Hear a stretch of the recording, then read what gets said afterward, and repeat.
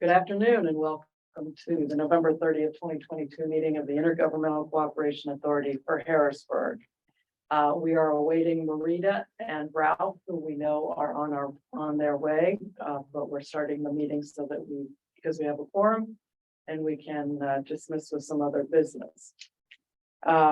So we'll start with the first agenda item, which is the approval of the minutes. And I hope everyone's had a chance to review them. And if you have, I'd like to request a motion to approve. So moved. Second, all those in favor? Aye. Opposed, motion carries. At this time, I would like to ask Jeffrey to share a conversation he had with Carla late last week. Sure. So member Carla Hodge has notified me that she unfortunately has to resign her seat on the ICA board, and she sends her apologies, but things in her life have changed. And so she's unable to fulfill her obligation to the seat. And so she'd asked the board to accept her resignation with regret. And then, of course, we would have to start the process of having Senator Costa, I believe it is, find a replacement for her. So in terms of action, the board would have to accept her resignation. Okay. Motion to accept the resignation. Second, all those in favor say aye. Aye. All those opposed. Hear from our Motion carries. Yeah. last two participants. Hello, Ralph. Hello, Marita. We got dismissed with a couple of items on our agenda, and we are now going to turn the floor over to Marita, who has let me know that she would like to leave no later than 4:30, and we will make sure we do not see you at 4:31. But I'll turn it over to you. You were going to share a few things about the FY23 budget, which the city submitted to City Council last week and have had one budget hearing and another one tonight. That's correct, yes. And I will be testifying on behalf of the Finance Department, or its multiple names.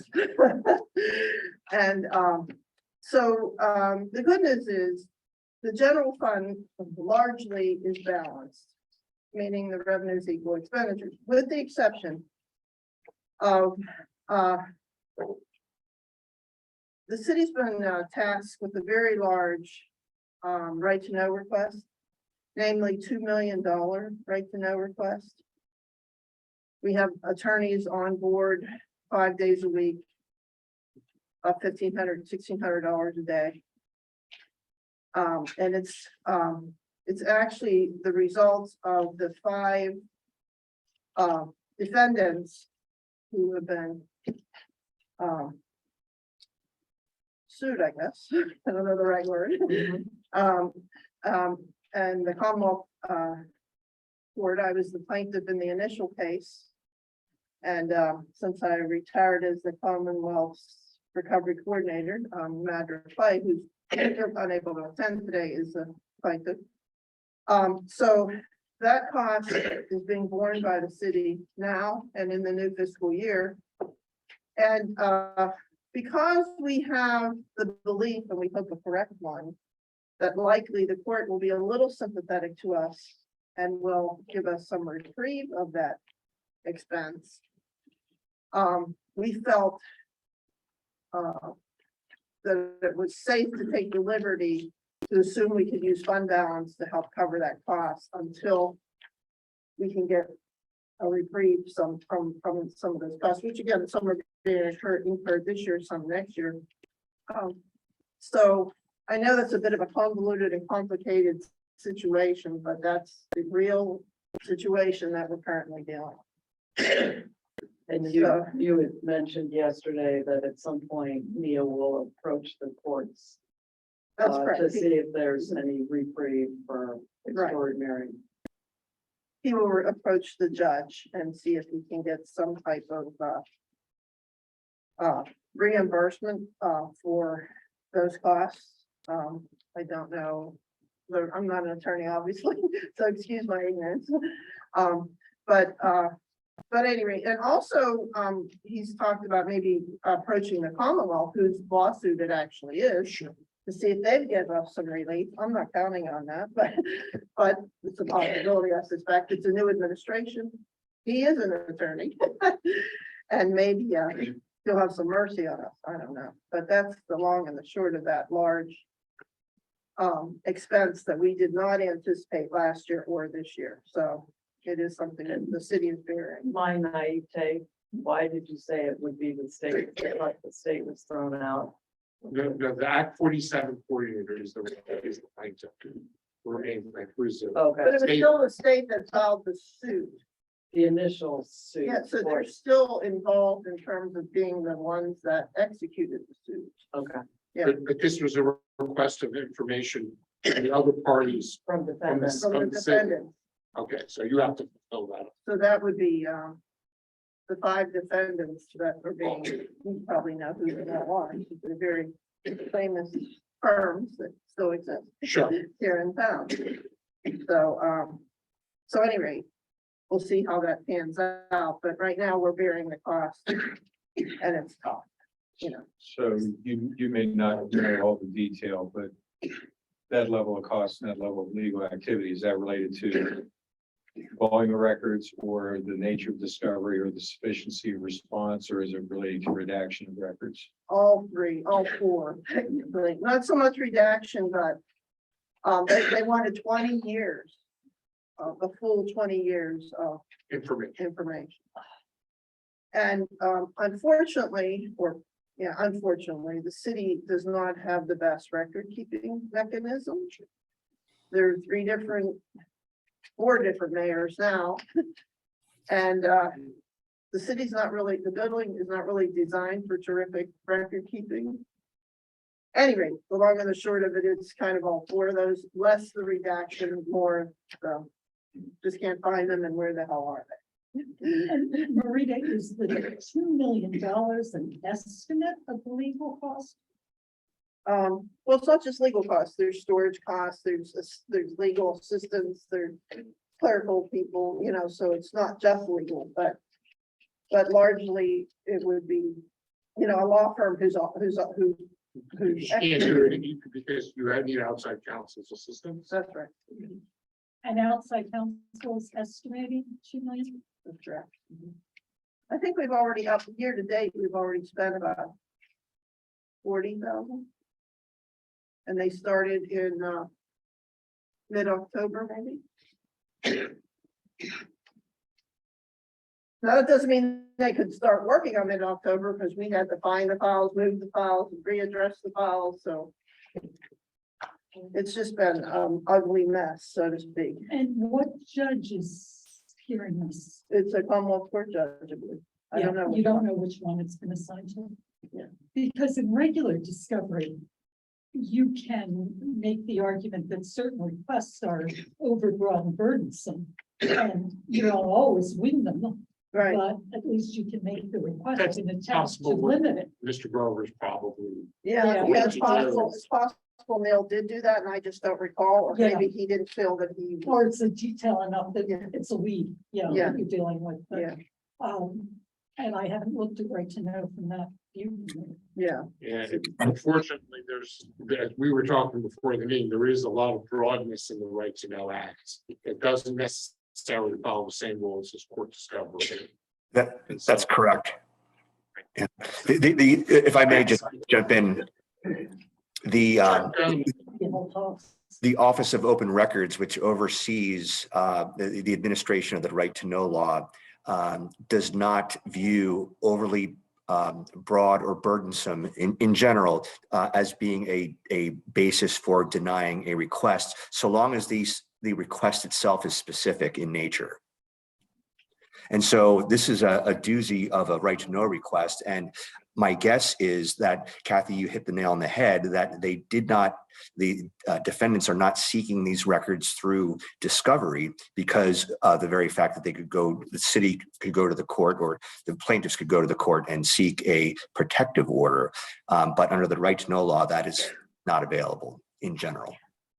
And I'm just gonna table this discussion and we can revisit it just to make sure we get the best and most information out of Marita, and then we can always double back on that. So Marita, you were talking about the fund balance transfer. Well, and the other dilemma that we face is, although the council has decided to make a $12 million payment to AMVAC by December 15, somewhat to the chagrin of the mayor, because she would like to have paid the full 20 million, but nonetheless, the council has spoken. And they've decided to, now they are trying to keep a close watch over the next quarter to see just how quick they could pay the balance, but also maybe being a little prudent, given the number of economic woes that the country is currently undergoing. So, but anyway, the reason for saying that is, we are legally bound by the AMVAC agreement to earmark the appropriate funding. It's about 1.8, between 1.8 and 1.9 million in January, and then again In March and September. right. Well, there's just two, I think it's Yeah, just March and September. Yeah. So January through March and. March and September. Yeah, sorry. Yeah. Did I say January? I meant to say March and September. Sorry. So, so that 5.6, approximately 5.6 is being set aside to, cover that cost. So that's another outlier that's not allowing us to fully balance the budget. Because they're gonna use they're gonna pay the they're gonna pay the 12 million. Either way, they're gonna pay any amount of AMVAC out of the fund balance. Got it. But they're gonna have to reserve a certain portion of the fund balance for the fall payment, regardless of whether or not there's a balance by Right. the time we get to the fall. That's correct. So it encumbers part of the fund. Right, and the good news is that there is no prepayment penalty. Yeah. So I think they do fully intend to pay by April, but I think council felt for whatever reason, that it was most judicious to wait and see where the world looks in April. Given the fact that there are some signs of potential recession. We already know some inflationary costs of 8 to 10 to 12%. And a number of reasons why council was a little nervous to pay. In fact, one of the council members said, if we pay the full 20, once the money's gone, it's gone. You're not gonna be able to take it back. Sort of like, paying your mortgage off, but then you can't feed your kids. So, the big debate was, there's sufficient money. There's still 14 million left if we pay the 20. That may be true, but there's still concerns about stability, given the state of the city that has been unstable for 22 years. So you can see why they're nervous. And they haven't always been advised appropriately, hence the lawsuit. So even though they're not the members that were misguided in the past, they're smart enough to know that from time to time they might be misguided. So they felt discretion was a better part of valor. And I'm not really supposed to propose my opinion, so I'll zip it. And then, by my calculation, because one of the things as we looked at the 5-year plan, the current budget is 33% more than that. And even subtracting, let's call it 6 million, which will come out of the fund balance, we'll still have 12 million in increases. Are there quick pockets that you could share that would help us figure out where those costs went up? Yeah, well, one of the big pockets is capital needs. Our capital needs were certainly more compelling than they've been in the past. And then it's impossible not to buy at least 4 to 5 new police cars, given the fact we have over 100 police officers. So we're purchasing those. Those are expensive. They're expensive to outfit because they have to have the safety for the, they have to be outfitted. They have to have the markers. So capital certainly has been a driver. as I said, inflation, most of the guys, when they came in with their budget, they're CPI, consumer price index, you know. The reason why their prices were, their requests for any supplies, particularly any type of fuel, it was extraordinary, you know, and, you know, we're seeing, and I've said this too many times, but I'll say it again, diesel fuel for us is over $6 a gallon.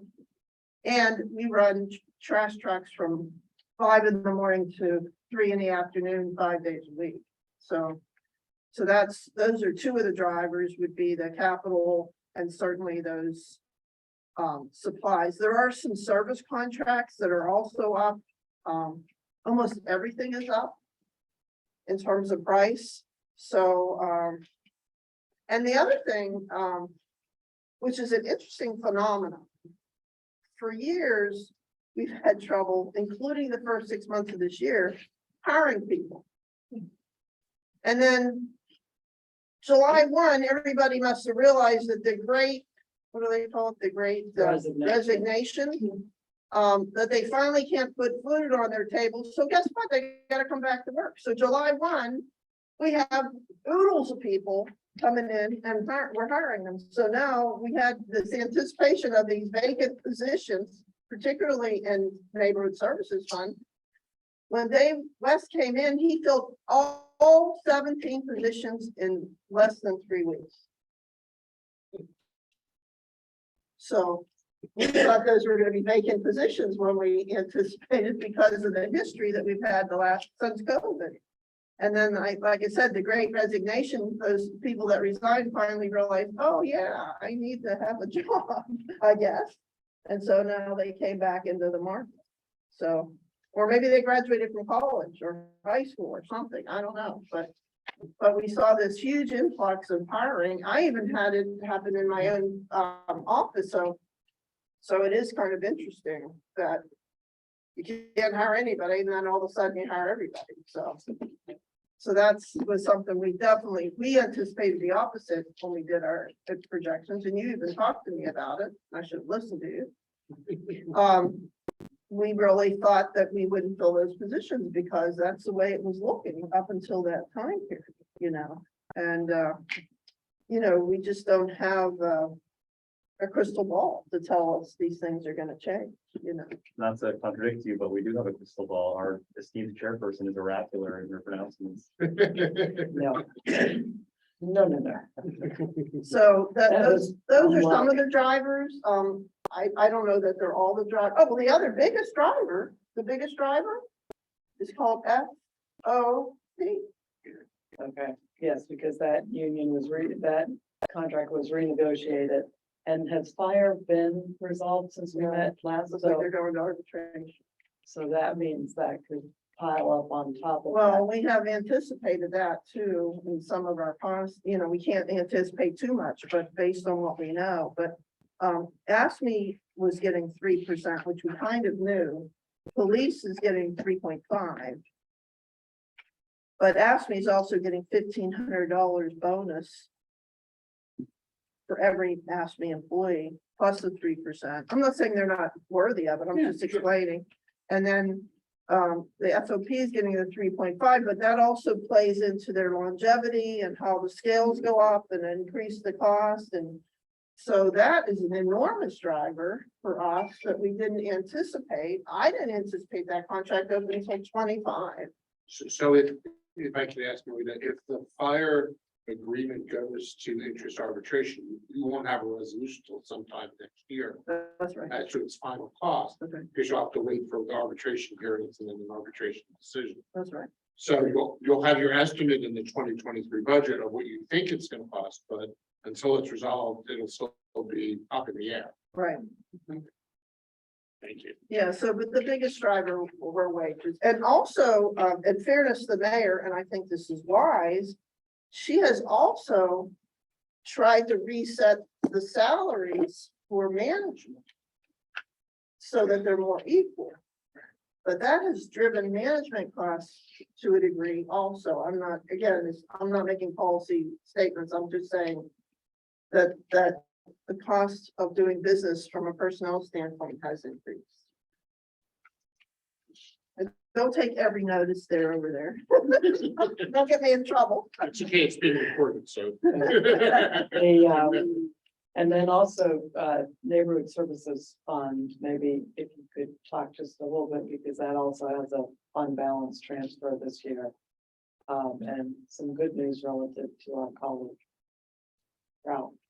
Yeah, it's our second year in a row that we're, well, maybe longer, but you can see it directly on our budget, that it's the second year in a row that we've cut in steeply into the fund balance for the Neighborhood Services Fund. Again, same reason, same drivers. But there's an additional reason in that there's really not there never has been, when this organization was formed, the Neighborhood Services Fund, or the fund was formed, there's never been a good strategy to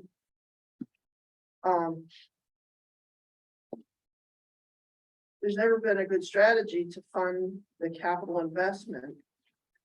And trash trucks and 20-ton Mack pickup trucks are not inexpensive.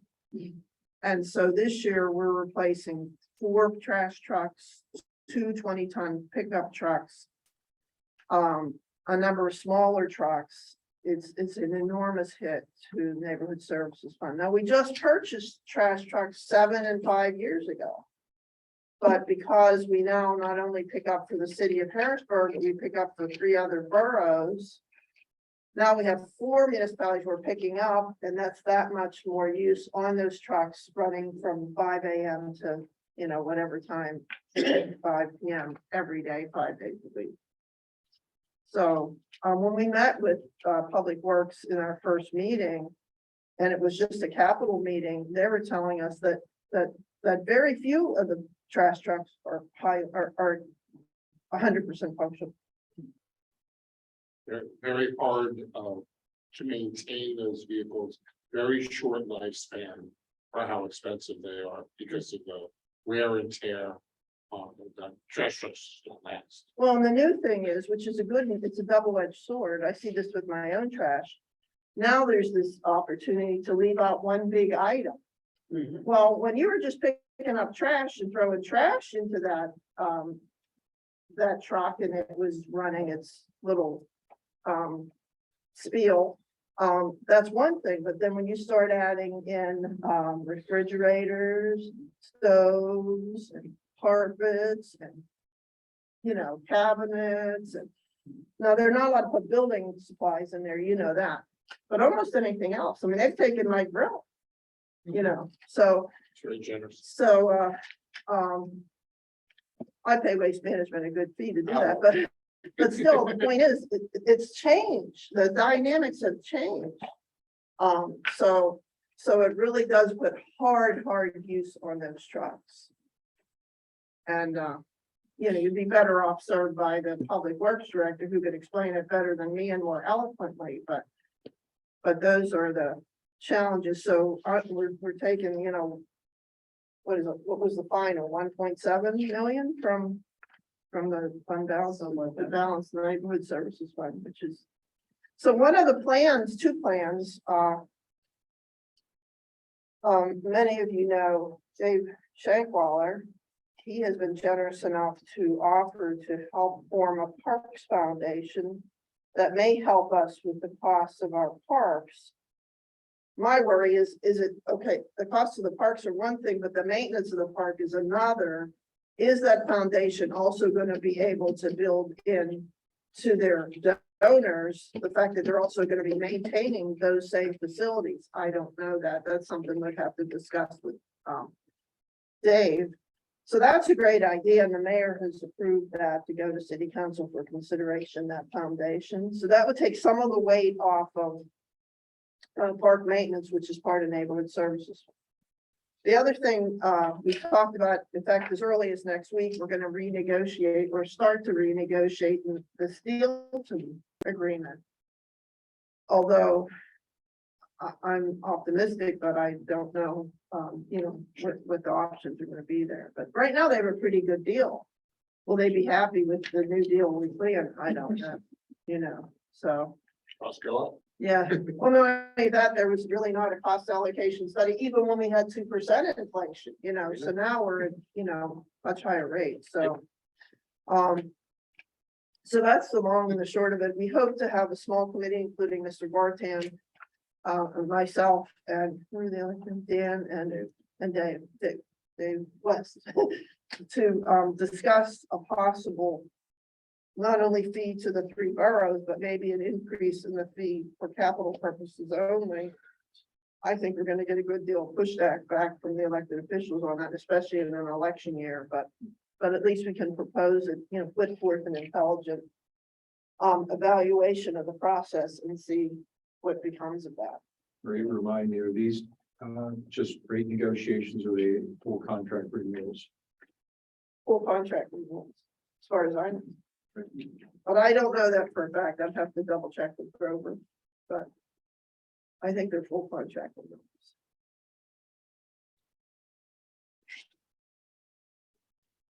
Kathy, Ralph, questions for Marita before she scampers? I was just thinking Ralph really called the neighborhood services fund before the contracts weren't in place. Oh, yeah. Well, I'm gonna excuse myself for just a second. I'll be right back. Okay. Okay. Marita, while Marita steps aside, I did talk to Marita before the meeting, and we were just brainstorming a little bit on the 2023 city budget and how does that relate to the 5-year plan? And maybe while she steps aside, I could just maybe share some notes from the conversation that we had. So there currently is an approved plan in place, and just from, I personally have not reviewed the budget, so just I'm going to take for granted some what we discussed. So some of the items are going to result in a variation from the approved plan. For example, $2 million of legal fees is pretty significant. It's probably going to not fall within the approved expenditure amount. Another example would be the AMBAC, the schedule of how AMBAC, the forbearance liability is repaid.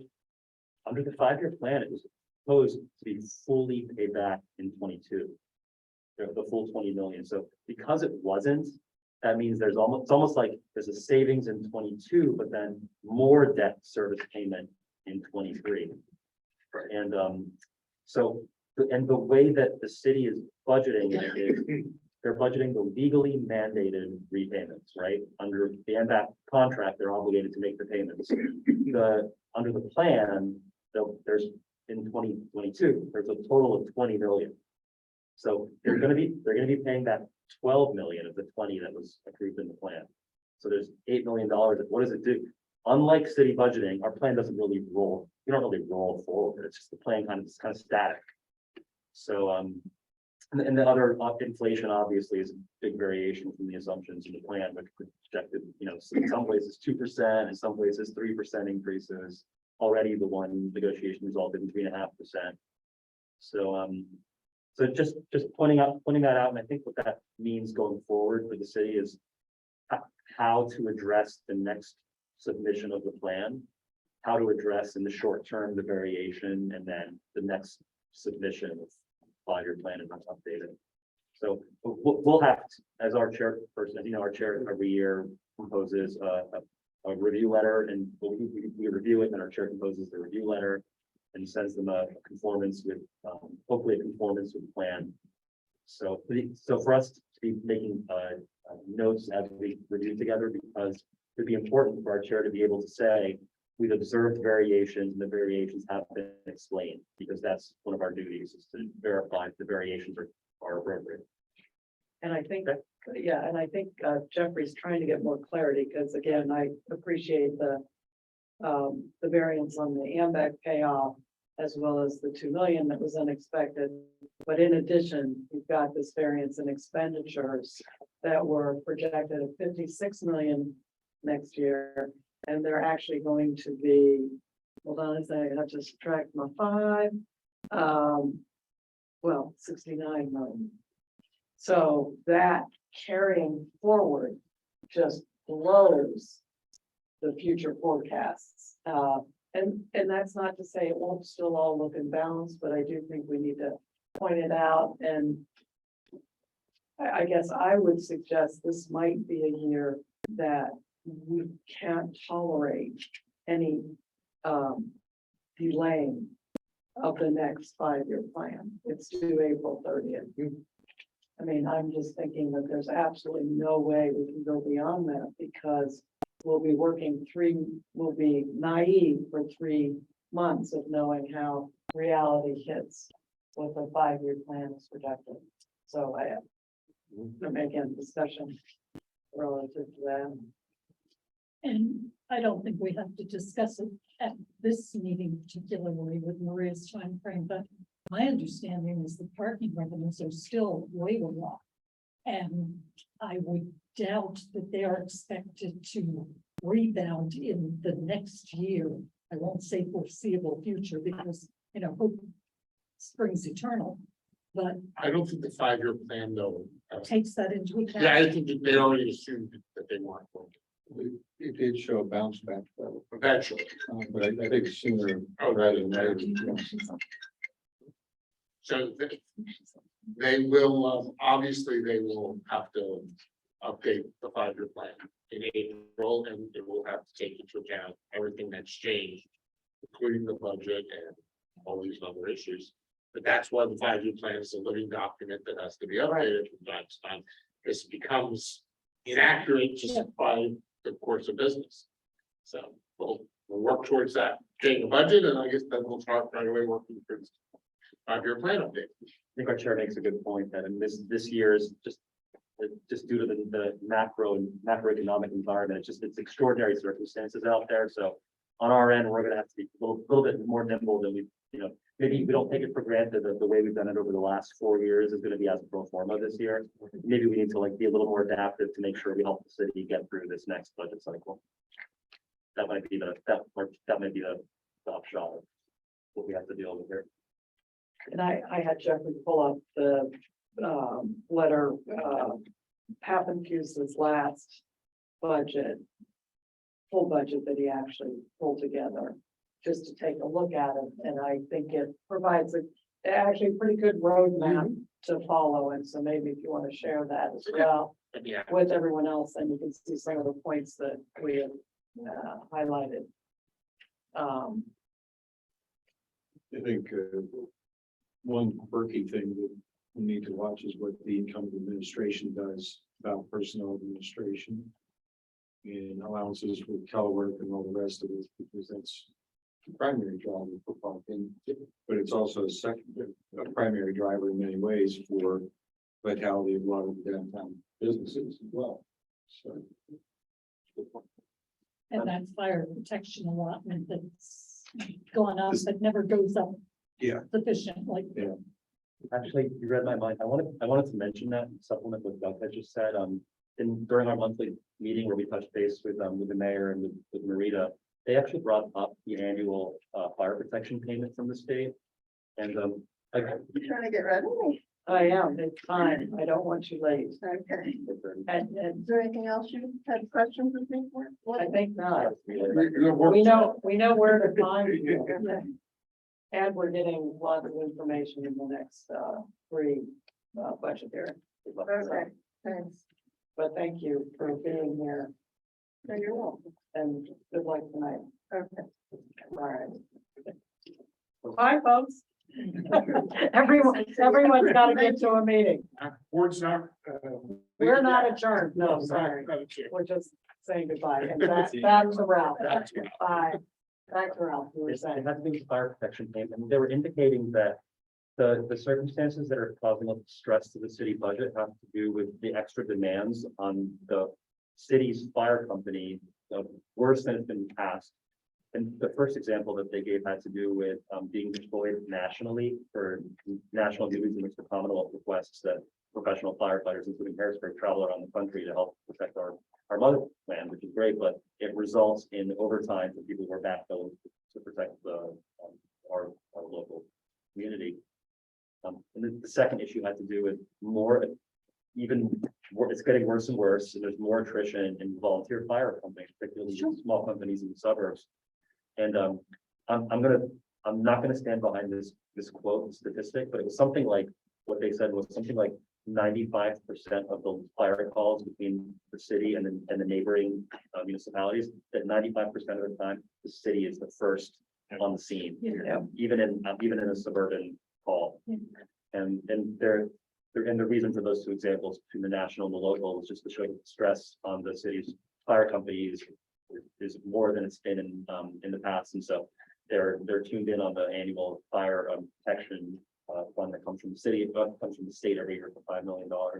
So something that now that's on our radar, we should look at that. And we have a duty to make recommendations to all the stakeholders, including the Commonwealth. And if we can do some due diligence on that and support the city's indications on it, then that would be appropriate for us to make a recommendation in support of that.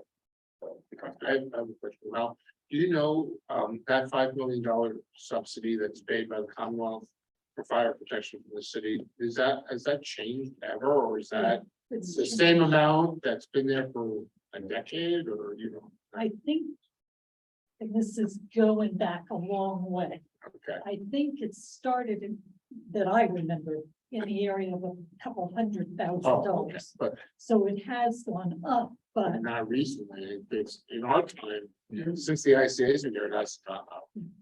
So at least for the last 5 years, it hasn't increased at all, whereas obviously every year the cost of firefighting is going Goes to up. go up. and the equipment And the and equipment, mandates, yeah. The operation of the fire bureau. Yeah.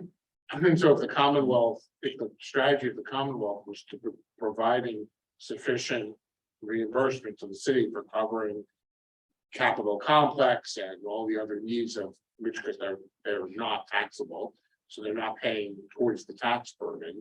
But obviously they're sharing in the benefit of having a professional fire department protect all their assets.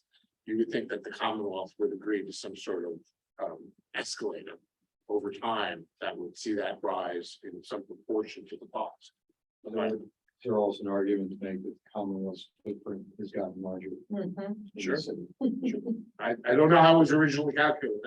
I don't know if that number was based on the scientific survey or somebody said, here's a number, and but regardless, if was the number, it certainly can't be static over time. There has to be some kind of escalation, because if that was the appropriate number, for example, 5 years ago, nothing's the same cost as it was 5 years ago. So it's every year it comes up, every year it's a discussion in the budgeting, and the city's local representative, Patty Kim, has been really assertive and helps to advocate for that amount. She helped advocate for it to be increased the first time it got a big jump, but she's been advocate every year for it. So I know the city has allies both locally and across the state who support the existence of that fund. I mean, it's a suspiciously round number. It's hard to imagine that there was, I've never seen it. Any calculation. Yeah. it's probably just a Yeah. compromise. Here's a number. Downfall that Mike's off. Oh, 496,015.16 in the middle of the fund. Okay. okay. Okay. There was a really big increase. I think there was kind of like a merging of another subsidy. So, and I think they peg it to fire rather than calling it a payment in lieu of taxes. Yes, And That's for other reasons, because there's a lot of Commonwealth properties around the state, and they can't all pay payments in lieu of taxes. it also has been held hostage in a couple sets of budget negotiations. It was axed by the House in its initial budget passage once or twice that I can recall. So and I don't know that they ever at the Commonwealth said this is sufficient to fund the service that the city provides. It's just, we will pay this toward the service that the city provides, because when push comes to shove, there are lots of other places to put the money in addition to the city of Sure. Harrisburg.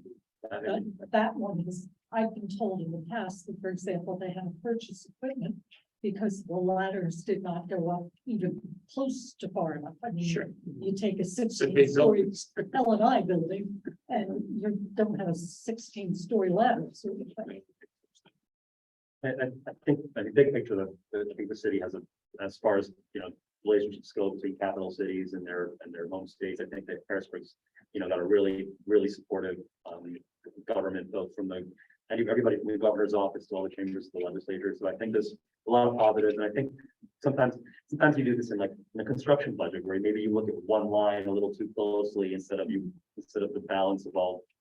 But there is an important business point here, which is that the burden on the fire company It's huge. that for services that are more than its core mission of protecting the city of Harrisburg are big and increasing. Well, unfortunately, that's, as you said, that's not a Harrisburg issue, that's a Pennsylvania issue. That's the main issue, and the burden is being borne by. By every taxpayer. all the professionals. Yeah. All the professional fire companies, which are limited throughout the state. Yeah. Are seeing the same with their relationships with their suburban volunteer companies. Everywhere. It's everywhere in the state of Pennsylvania. We don't really have a comprehensive solution statewide for I that don't have a problem. solution, but what we do, we are being told that the general fund is suffering as a result of that work. So something for us to be aware of, the city, I know we all say it, I say it every meeting, ad infinitum, but the city's in such a better place than it was 5 years ago, than 10 years ago.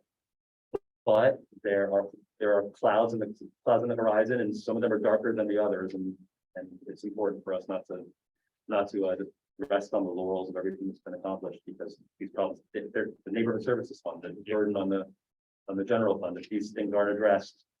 The longer you wait to address them, the bigger the problem gets in the future. And Jeff's We comment, want to avoid that. I think it was Jeff about the footprint. I mean, I've been amazed at how much is out in the area of the post office that is now Commonwealth territory. And for a while, you could say, okay, the city of Harrisburg should get some sort of pilot because of all the territory that's taken up by state buildings. But now that's ever increasing, going other places. So if you're responding to fires at some of those locations, you're out in suburbs where your volunteer fire companies are. And they're just not able to, I heard the discussion last night at the budget hearing where the fire bureau was talking about the response rate of the volunteer companies, both in mutual aid inside the city and even as the primary forces outside the city has dwindled to dangerously low levels. So that the city has actually negotiated mutual aid agreements with more volunteer companies further away so that they could call for help further and further geographically from the city. But like I said, this is not uncommon. I think if you went to Lancaster or you went to Reading, you'd have the exact same story where suburban volunteer companies are just unable to help the city come into the city. And they're not even able to cover their own service territories in terms of fire prevention the way it used to. So it is obviously going to affect a city like Harrisburg, which is a regional leader in public services. Well, what I thought was interesting, that we heard from Marie today, was an acknowledgement that perhaps the intermunicipal agreements with the other boroughs about the trash needs to be examined and determine whether or not they're fair and balanced. And I think that's something that this board has been saying for a while. Do some research, do some number crunching, and determine what should those relationships actually be financially, so that they're mutually beneficial as opposed to assuming that they're mutually beneficial. So I thought that was positive news that we heard that the city is going to enter into that kind of research, starting with steel. And we heard yesterday that there's absolutely no way that they would burden the citizens of Harrisburg without burdening these others, which was actually what the Pappentreus administration had told us, that if it didn't work out, we'll just raise the Harrisburg rents. In this case, it's going to be borne equally or cut loose the drains if Sure. they're not showing any profit. And capital expenses as well as operating. Well, that was the big message we got from the administration when Audrey and I went to have our monthly meeting with them. And the big takeaway was that as of now, those outside borough agreements are prejudicing the neighborhood services fund, especially in the depreciation of the equipment. Yeah. Which is resulting in a lot of wear and tear, which is resulting in accelerated capital expenditure that has not, for which no reserves have been set aside. So that transfer of $1.7 million from the general fund means that the city general fund, in other words, the city's ratepayers and taxpayers are now essentially subsidizing retail trash service to neighboring municipalities. Yeah. Which is not, Yeah. it's not correct for an enterprise fund. It's not appropriate. It's not fair to taxpayers. ratepayers.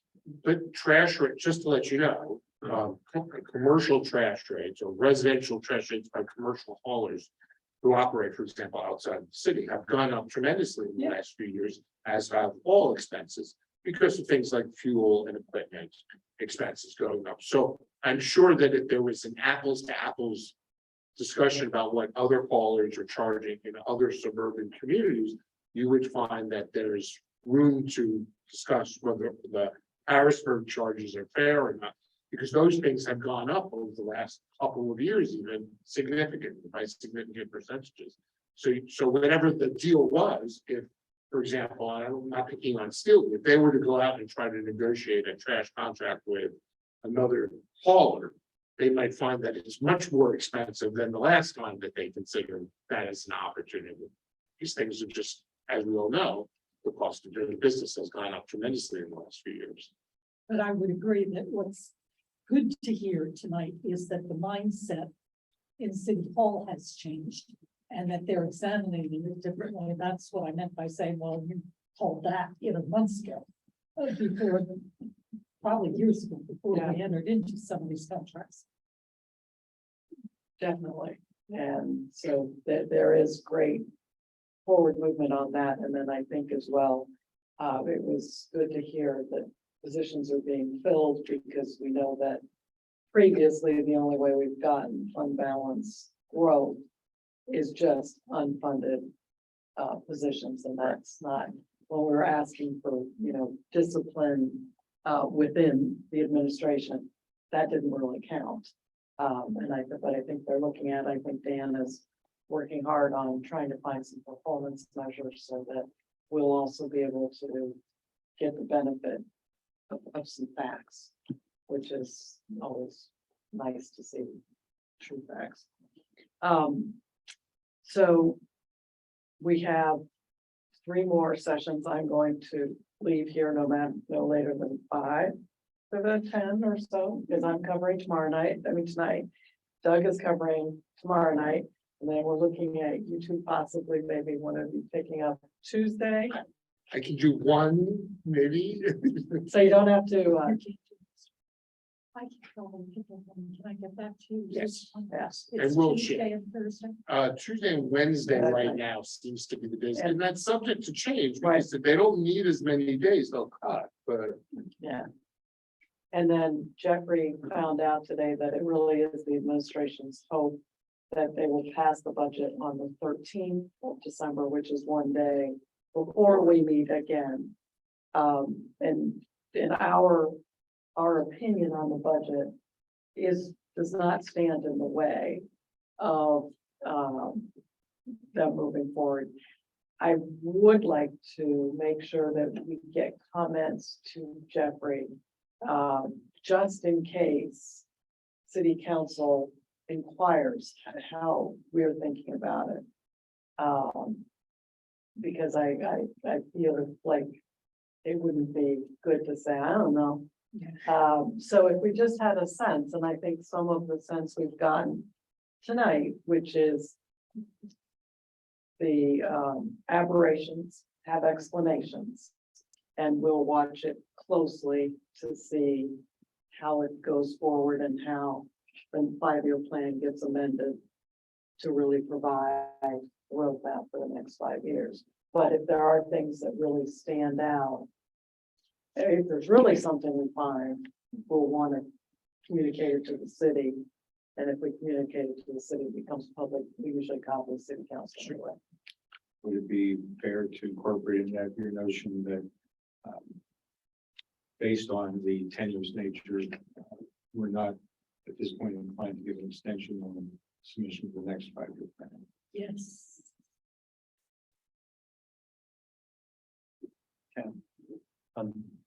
Not putting that in form of a motion. I think Yeah, we no. don't want to go that far at this point No. strategically, but When I was speaking with, I had a conversation with Marita regarding neighborhood services fund earlier today, and she actually brought up the topic of this submission for April, and she has her feeling is that it's kind of like in the no man's land of the submission date, where it comes in the middle of the year and it's like retrospective, where it starts in the January looking backwards.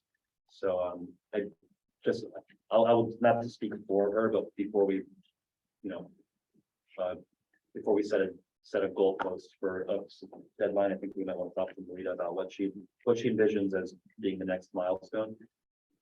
And just as a, for example, as a brainstorm, what she might want to do is maybe do like a minor amendment to the plan for 6 months and then submit a proper forward-looking plan. You know, at the appropriate time in the year that actually starts in the forthcoming year before the budget. So And not to put words in and my I mouth, think but that, I think that would work because Yeah. right now we would actually, we have it within our purview to ask for an immediate update, given Sure. it's falling outside of these projections. that might be the way to handle it. It might just be a, I think that's fair. I mean, it yields the same result. Right. It requires them to give some due consideration to Well, and I think it puts what the them, numbers are as opposed to what they project. sorry, I was No. doing some pauses for periods. It gives them some idea that what we have done before is not necessarily the rule they want to follow this year.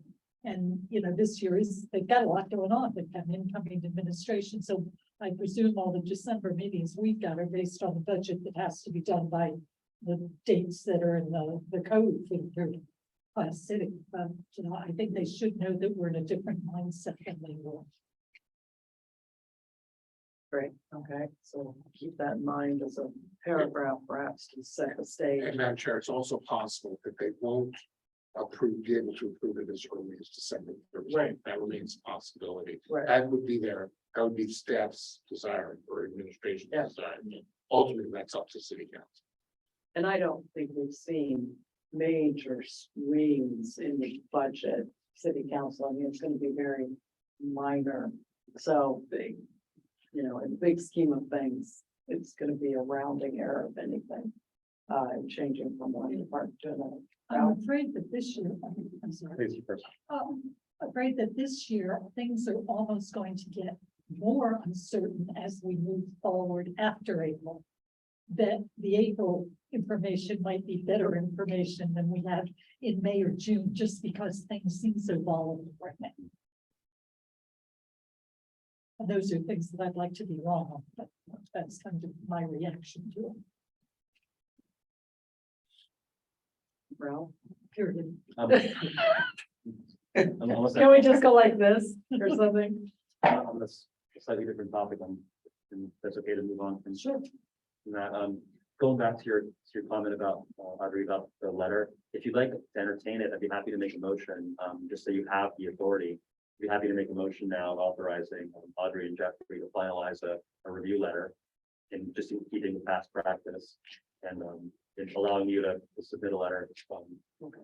We did get to discuss the budget today, which is great. I know personally, I didn't get to review it in the last 20 hours since we received the official copy, but knowing that we have had the highlights, and I think we talked some comments about, you know, where the variations might be, the major variations that would affect what's currently approved. I'm happy if you entertain it to make that motion. That'd be great. Second, Second. all those, any other discussion? All those in favor, aye? Aye. Aye. Opposed? Great, so you'll note that motion.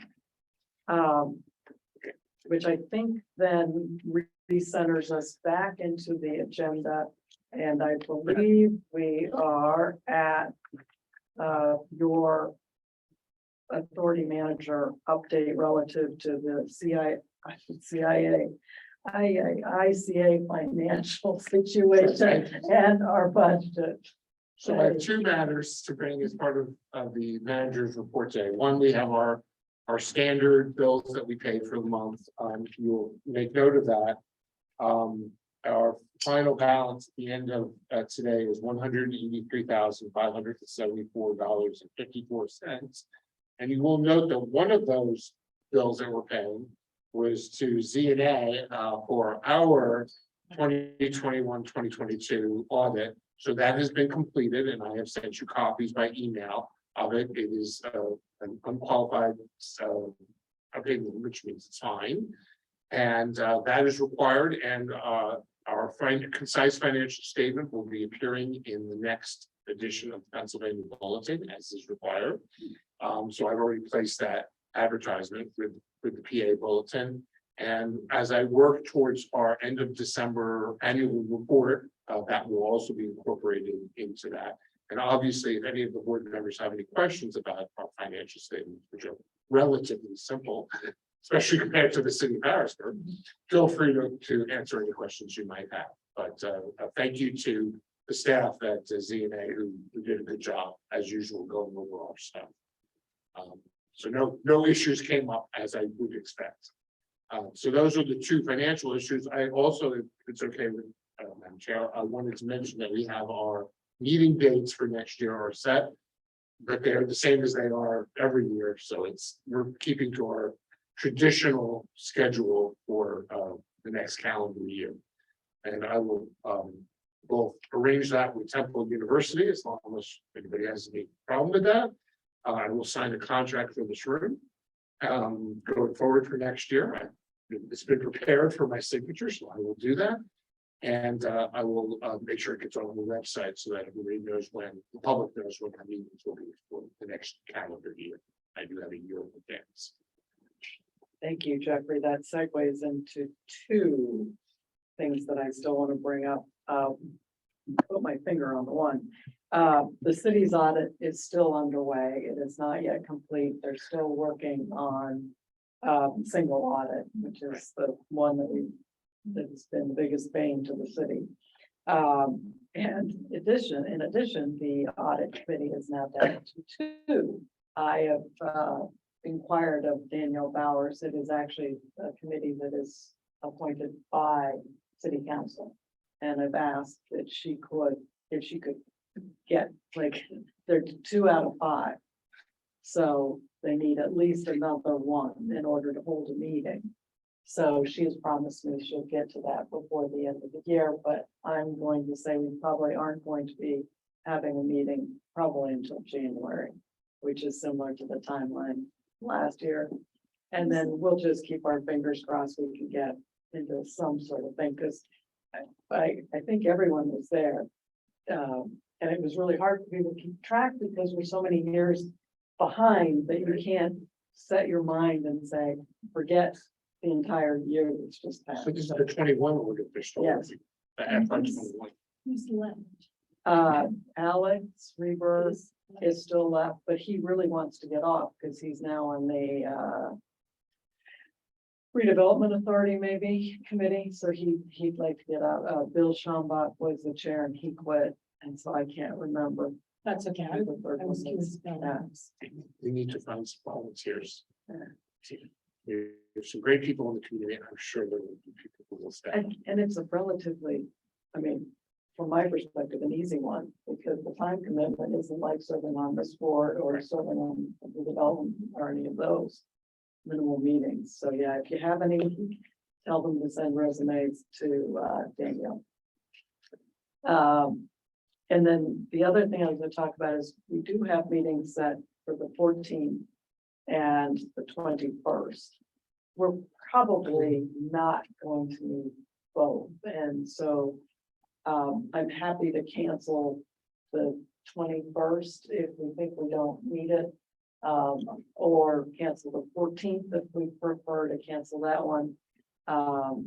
We are down one member, so we do need to make sure that, you know, people, we are, well, yeah, we have 3, but so maybe if there's something that, like, I know you can't make the 14th, December 14th, right?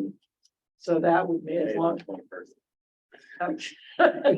Yeah.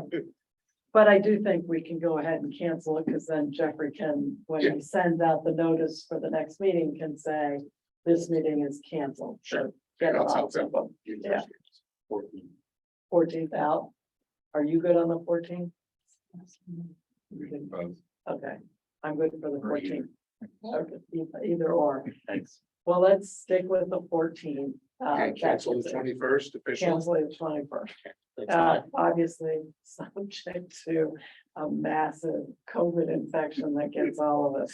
whatever. Could always have a special date. If Yes. that's it. Uh, New Year's Eve. Is there other new business or other business, any business that we haven't covered? Mike, anything from the mics?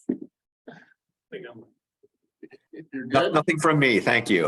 Okay, and so I'll turn it over to you to do nothing. for Yeah, the there's no public comment. comment. Well, fortunately or unfortunately, we do not have any public in attendance for today's meeting. So we will have no public comments because there's nobody here to give them. So thank you very much. We'll turn it back to the chair. And I will entertain a motion to adjourn. And I don't believe we need a second. We do So not need a let's go. Okay, 5:02 PM. Thank you, everybody. And thank you Thank you, again, Mike. everyone, for all the work you're doing on the budget hearing.